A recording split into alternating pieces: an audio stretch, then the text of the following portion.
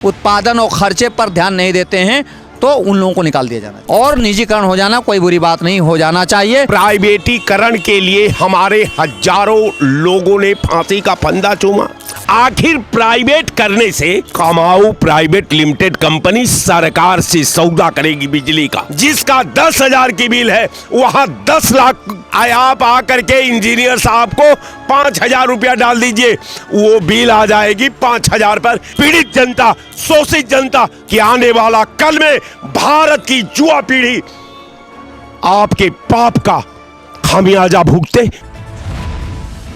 नमस्कार, मैं आपके साथ शाइस्ता, आप देख रहे हैं एनटीवी निष्पक्ष। जिस तरह से बिजली निजीकरण को लेकर लगातार बिजली कर्मियों के साथ साथ आम लोगों में भी आक्रोश नजर आ रहा है और उत्तर प्रदेश की राजधानी लखनऊ के शक्ति भवन में काली पट्टी बांधकर विरोध जताया गया। कहीं ना कहीं ये संदेश बताया गया और लोगों का ये कहना रहा कि कुछ भी हो जाए लेकिन निजीकरण नहीं होने देंगे। मेरे साथ कुछ जानकार लोग मौजूद हैं, हम उनसे जान लेते हैं। सर, जिस तरह से हमारी आपकी बात लगातार निजीकरण मुद्दे वो तमाम मुद्दे पर हो रही है, लेकिन निजीकरण का मामला थम नहीं रहा है। लगातार लोग विरोध कर रहे हैं, लोगों में आक्रोश नजर आ रहा है। काली पट्टी बांधकर ये संदेश देना चाह रहे हैं कि कुछ भी हो जाए लेकिन निजीकरण नहीं होने देंगे। क्या कहेंगे?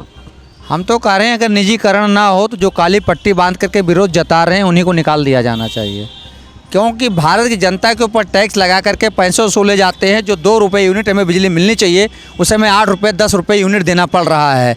यानी भारत में बिजली, उत्तर प्रदेश में विशेषकर मैं ये देख रहा हूँ कि 10% ही कनेक्शन है तो 90% लोग बिजली कैसे जला रहे हैं, 80% कहाँ से आते हैं, ये सोचने की ज़रूरत है।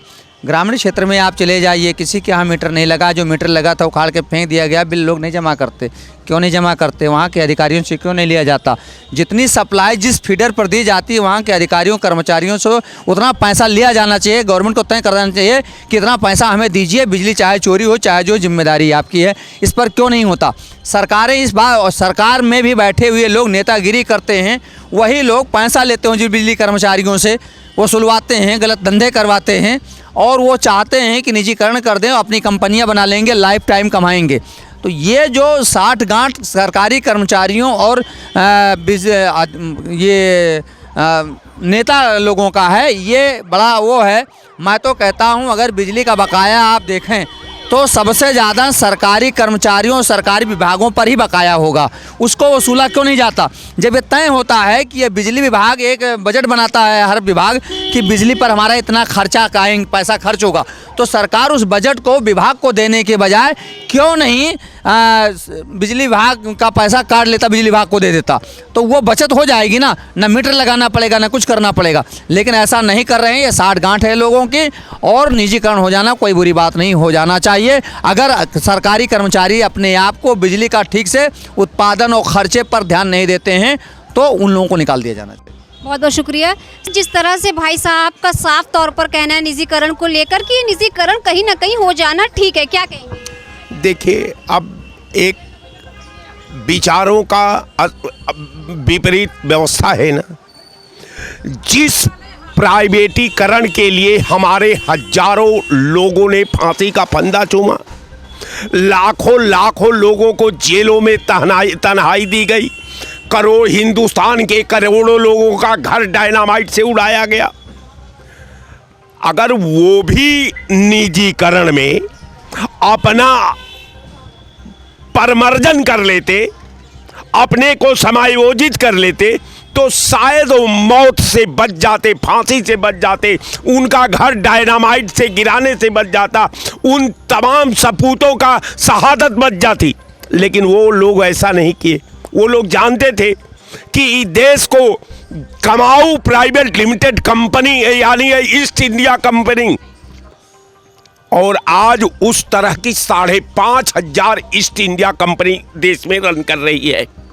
अब आप समझिए कि एक ईस्ट इंडिया कंपनी पूरे देश के सारे स्ट्रक्चर को कब्जा कर लिया था। अब 5,500 ईस्ट इंडिया कंपनी भारत में इस समय घूम रही है। कहने का मेरा मतलब कि प्राइवेटीकरण क्यों?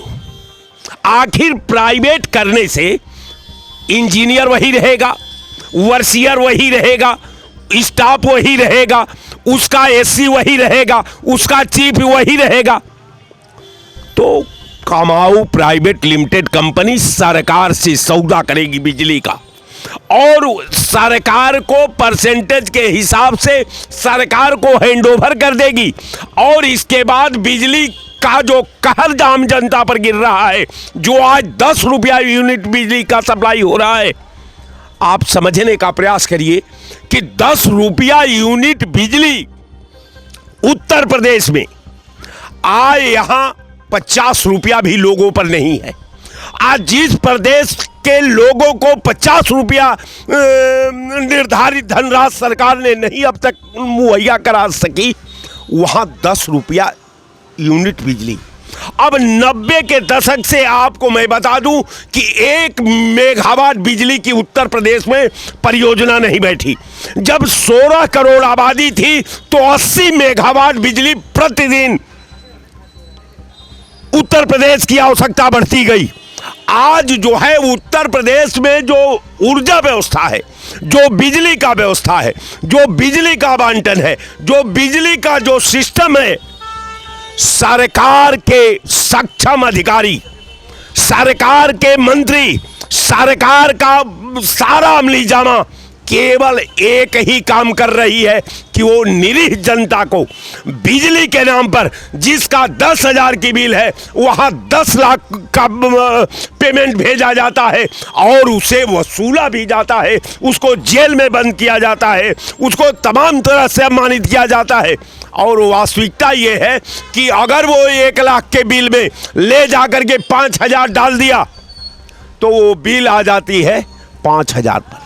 1 लाख का बकाया बिल अगर आपके ऊपर, अगर आपकी नोटिस गई, आप आकर के इंजीनियर साहब को 5,000 रुपया डाल दीजिए, वो बिल आ जाएगी 5 का। मेरा मतलब कि प्राइवेटीकरण कर करके सरकार तो उत्पीड़न कर रही है, लेकिन प्राइवेट कंपनियों से भी उत्पीड़न करा रही है, और प्राइवेट कंपनियां और सरकारी व्यवस्था ने, अमली जामा ने, दोनों एक साथ मिल करके देश के आम निरीह जनता, पीड़ित जनता, शोषित जनता, दलित जनता, जो है मिडिल क्लास के लोगों का उत्पीड़न कर रही है।